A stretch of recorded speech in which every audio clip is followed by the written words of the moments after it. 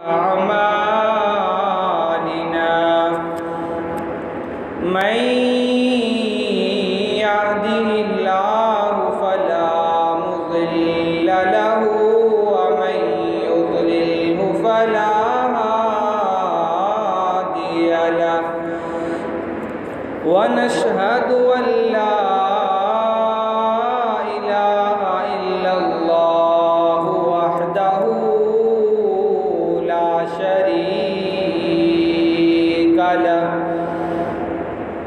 वनशहदु अन्न सय्यदना व मौलाना मुहम्मदन अब्दुहु व रसूलुहु अम्मा बअदु फ़अऊज़ु बिल्लाहि मिनश शैतानिर रजीम बिस्मिल्लाह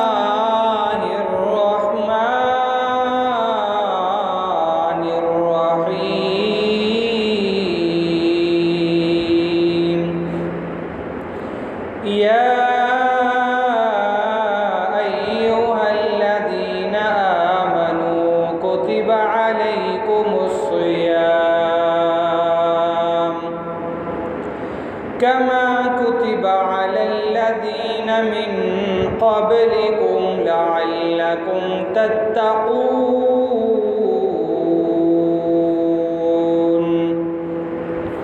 सदक़ल्लाहुल अज़ीम व सदक़ रसूलुहुन नबियुल करीम अल्लाहुम्मा सल्लि अला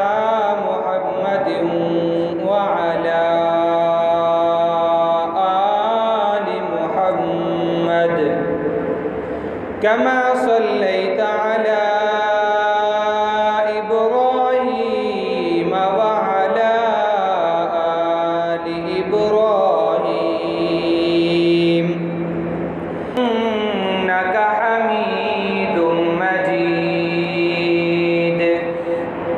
अल्लाहुम्मा बारिक अला मुहम्मदिन व अला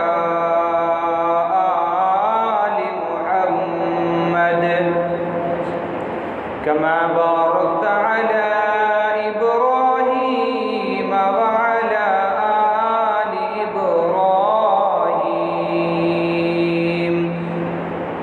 इन्नका हमीदुम मजीद। मेरे निहायत वाजिबुल एहतराम दोस्तों, बुजुर्गों, अजीज़ साथियों, अल्लाह रब्बुल आलमीन का बड़ा एहसान और करम हुआ।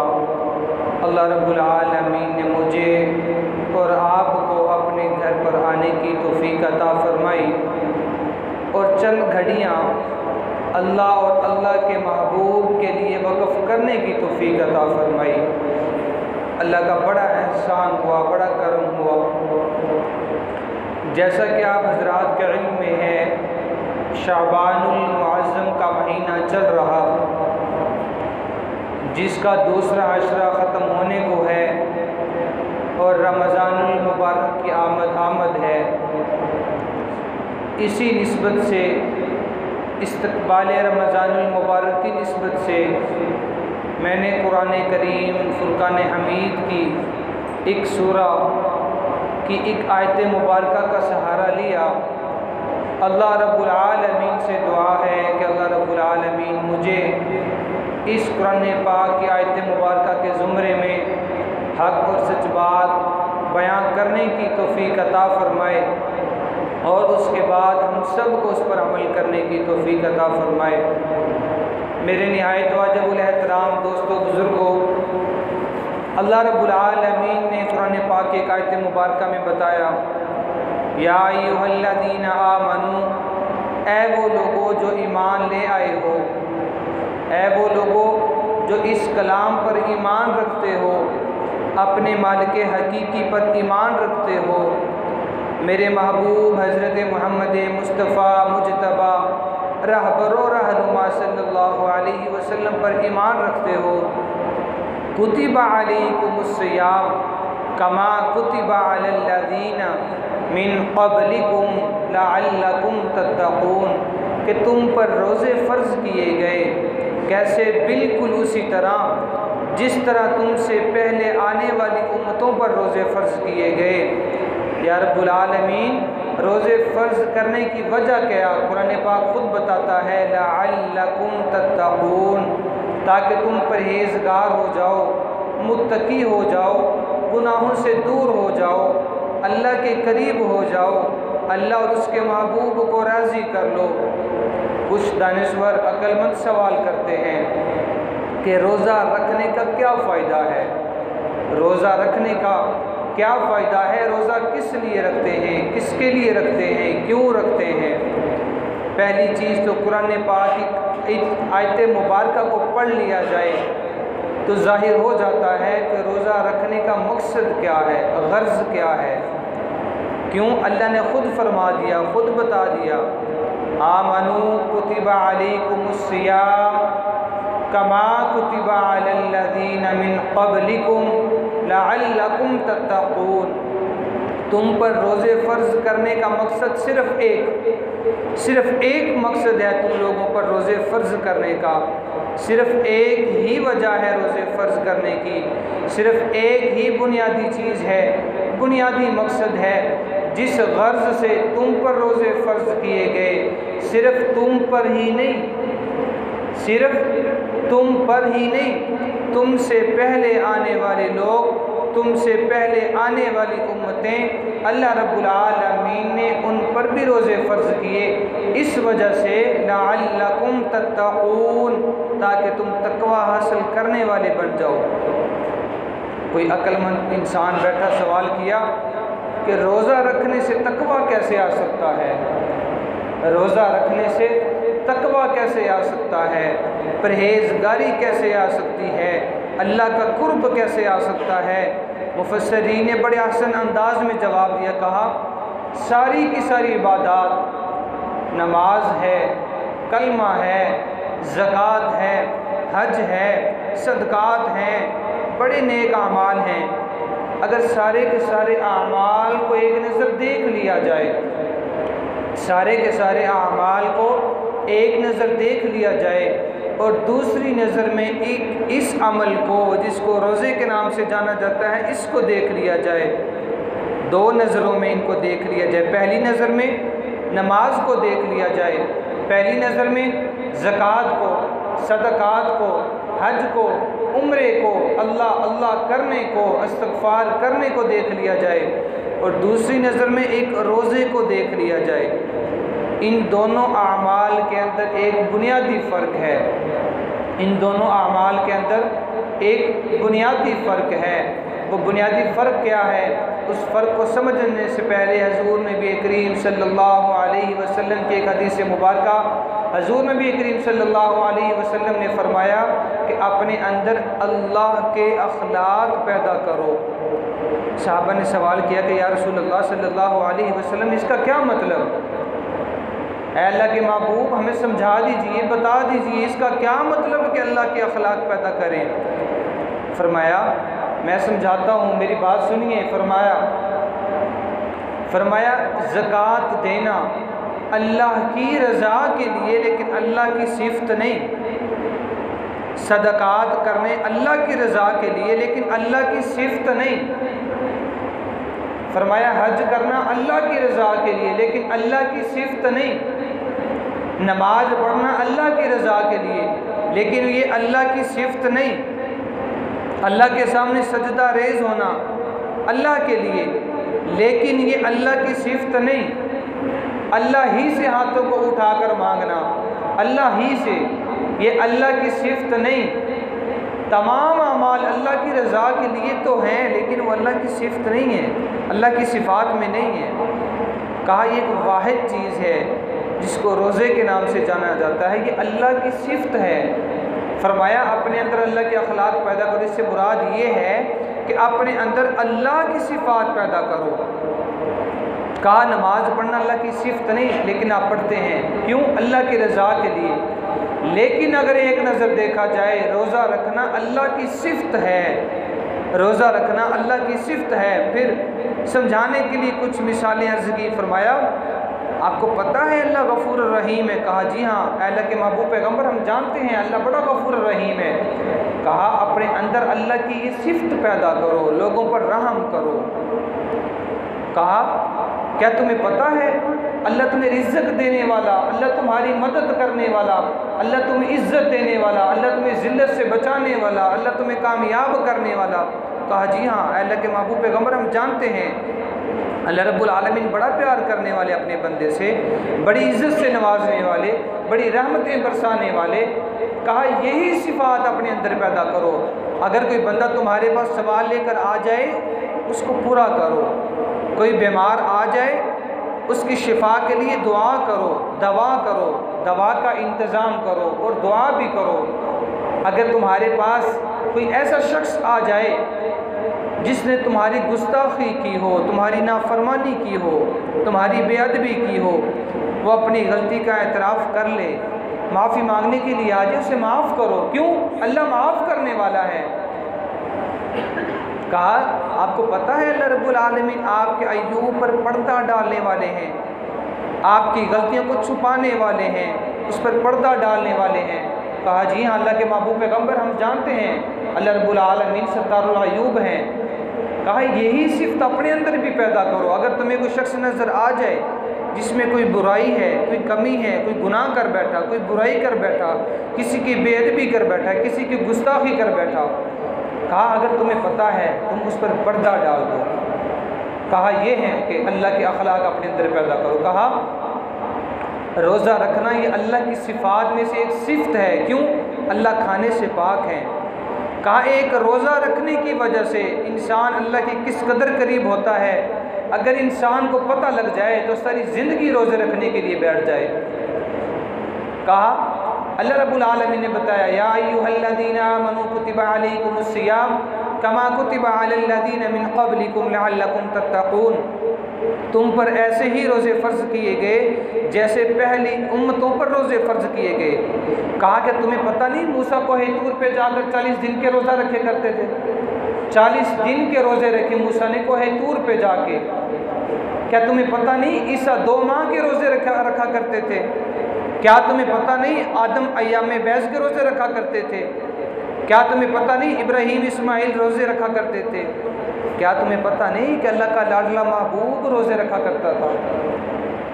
कहा रोज़ा रखना ये अल्लाह की सिफ़त है, अल्लाह की सिफ़ात में से ये है। और कहा रोज़े के क्या फ़ज़ाइल सुनाए जाएँ। हज़रत आदम ने 3 रोज़े रखे अय्याम बैस के नाम से जिनको जाना जाता।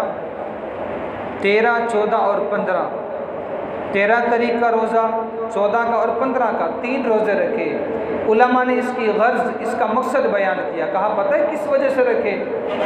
हज़रत आदम से भूलने से, जानबूझकर नहीं, भूलने से ख़ता हो गई, भूल बैठे, ख़ता कर बैठे। पता चल गया कि अल्लाह रब्बुल आलमीन ने इसकी वजह से मुझे उस अपनी नेमतों से निकाल कर यहाँ पर भेज दिया।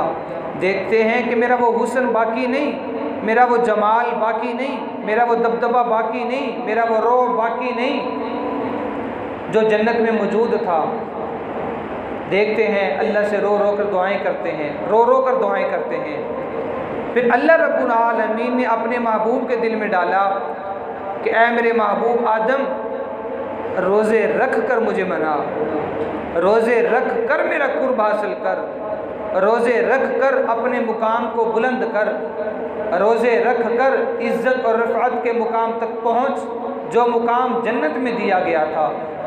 उलमा लिखते हैं जब आदम को ये अल्लाह की तरफ से इल्हाम हुआ कि अल्लाह रब्बुल आलमीन इज़्ज़त से नवाजना चाहते हैं रोज़ा की वजह से, अल्लाह इज़्ज़त में इजाफ़ा करना चाहते हैं, मेरा वही हुस्न जो जन्नत में मौजूद था यहाँ मौजूद नहीं, अल्लाह वही हुस्न देना चाहते हैं, वही जलाल देना चाहते हैं।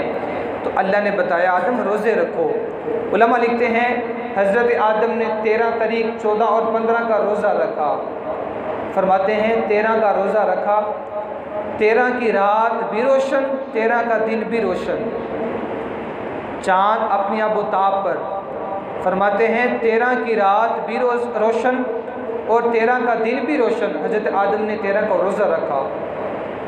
फिर अपने आप को एक अपना अक्स देखा, पानी में देखा, शीशे में देखा या किसी चीज़ में देखते हैं कि मेरे हुस्न में इजाफ़ा हो गया, मैं खूबसूरत हो गया और हसीन हो गया और प्यारा हो गया। फिर फरमाते हैं कि उन्होंने दूसरे दिन का फिर रोज़ा रखा, फिर अपने आप को देखते हैं, अल्लाह ने हुस्न में और इजाफ़ा कर दिया, अल्लाह ने हुस्न में और इजाफ़ा कर दिया। उलमा लिखते हैं फिर एक रोज़ा रखा, 15 का रोज़ा रखा।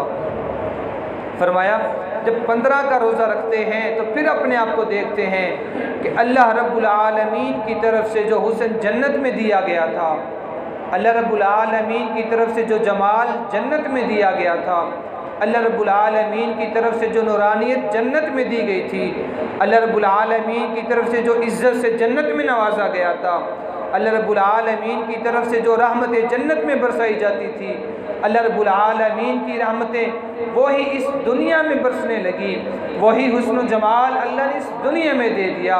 उलमा बताते हैं ये वाक़या लिखने का मकसद सिर्फ़ एक है कि मेरे और आपके दिलो दिमाग में ये चीज़ उतर जाए कि रमज़ानुल मुबारक के मुक़द्दस महीना के रोज़े की फजीलत किस कदर ज़्यादा होगी कि जब 3 रोज़े रखने से हुस्न वापस आ जाए, 3 रोज़े रखने से जमाल वापस आ जाए, 3 रोज़े रखने से अल्लाह की रहमतों के अंबार लगा दिए जाएं।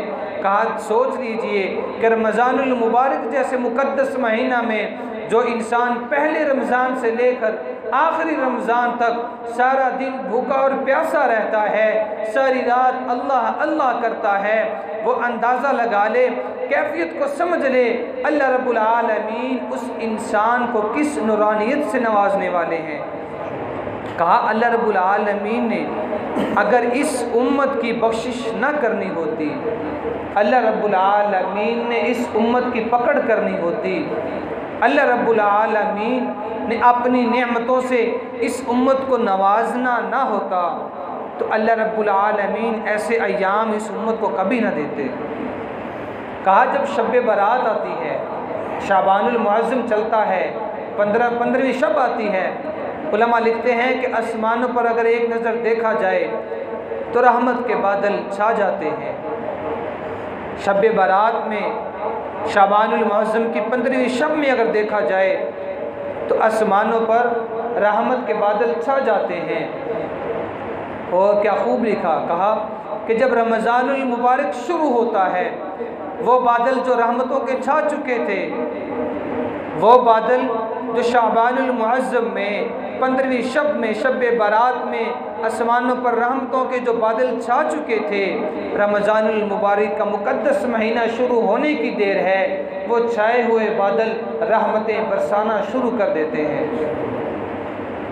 और फरमाया सिर्फ़ इस उम्मत के लिए रोज़े फ़र्ज़ नहीं, पहली उम्मतों पर भी फ़र्ज़ किए गए, इस वजह से कि अल्लाह का कुर्ब हासिल हो।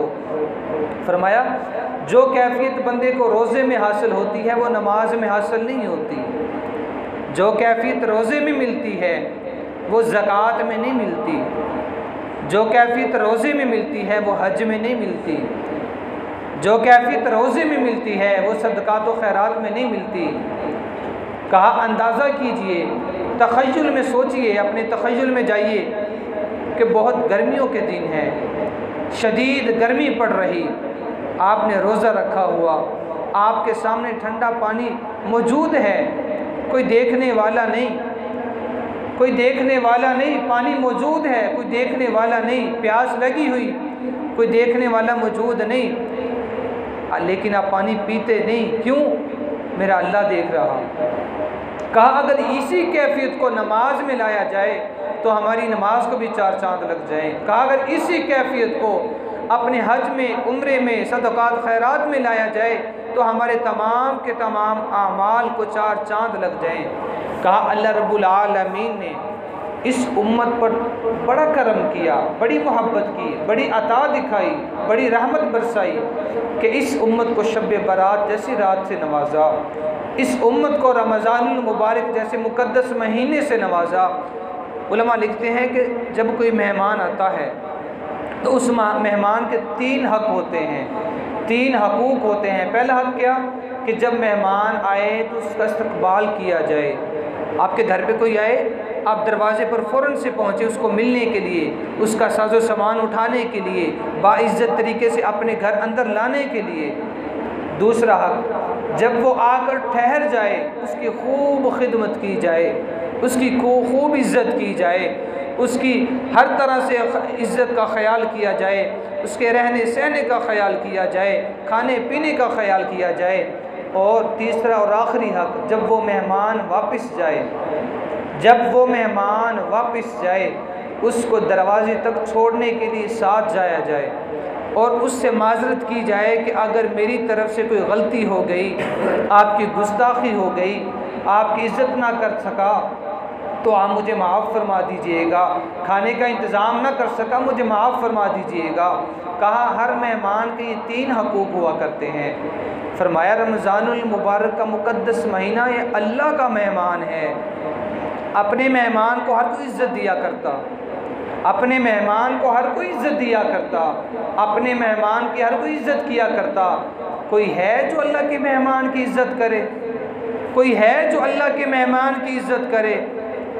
इसी वजह से उलमा लिखते हैं कि रजब और शाबानुल मुअज़्ज़म के महीना में, क्यों कि ये दोनों महीना तमहीद के तौर पर माने जाते हैं, रजब और शाबानुल मुअज़्ज़म के महीना में हमें रमज़ानुल मुबारक जैसे मुक़द्दस महीने को समझ लेना चाहिए, ताकि उस मेहमान से आने से पहले पहले, उस मेहमान के आने से पहले पहले हम उसके इंतज़ामात मुकम्मल कर लें। ऐसा ना हो मेहमान घर पे आ जाए और दरवाज़ा बंद हो, ऐसा ना हो मेहमान घर पे आ जाए घर पे कोई चीज़ मौजूद ना हो, ऐसा ना हो कि मेहमान घर पे आ जाए और घर वाले सोए हुए हों। इसी वजह से उलमा लिखते हैं कि शाबानुल मुअज़्ज़म के इस महीने में, और जिसका दूसरा अशरा मुकम्मल होने को है, फरमाया इस महीने में मेहमान के आने की तैयारी मुकम्मल कर लें। जब मेहमान आए तो आपको देखकर खुश हो जाए, जब वो आपके पास ठहर जाए आप उसकी खूब इज़्ज़त कर सकें, खूब उसकी सेवा कर सकें, खूब उसकी खिदमत कर सकें, और जब वो जाने लगे